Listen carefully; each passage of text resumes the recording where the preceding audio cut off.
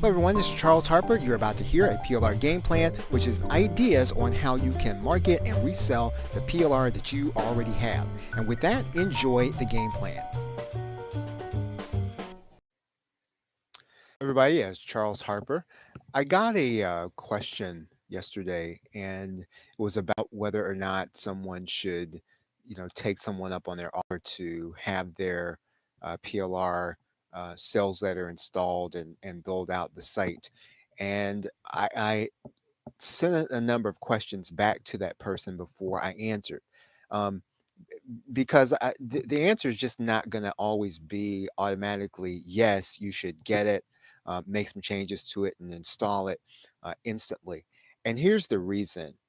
One of the things that all of us have to really be doing is really trying to build, the right kind of list and the right kind of audience. And then we know who that audience is. That's how we want to tailor the sales copy, even if we want to use it as is. All of us in this business, we are operating basically, under, the assumption that direct response, copywriting is always going to be appropriate. And I'm just going to just step right out there and say that in some cases, you're not even using direct response. If you notice, if you've ever been on a webinar or a sales webinar, sometimes you don't even go to a sales page.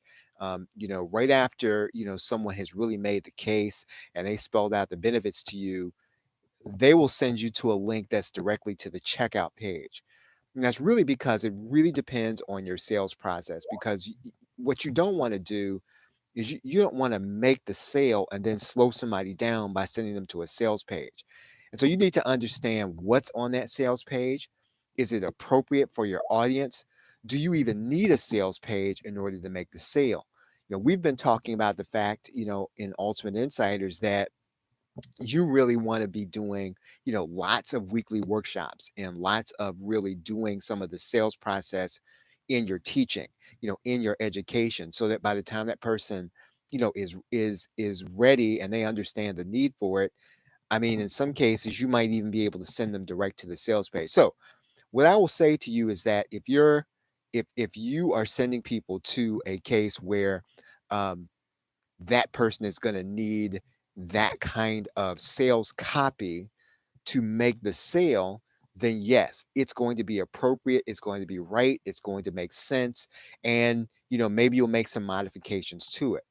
But I would not be quick always to, necessarily put a sales page up if it doesn't speak to your audience, if it doesn't speak to, your subscriber list, if it doesn't even speak to you, then you have to be, you got to be judicious or wise about whether or not you're going to use it as is, or even if you're going to make changes. So just give, the sales copy that you get some thought. Give the thought to it as to whether or not you need a sales video. And like I said, in some cases, what you may want to do is you may want to have a checkout page that has the benefits, and you're going to sell that off your workshop because that person is already ready, right? You've already given them all the benefits. You don't want to slow them down. So just something to think about here today. And I will talk to you tomorrow. I'm just going to look down here and end the stream.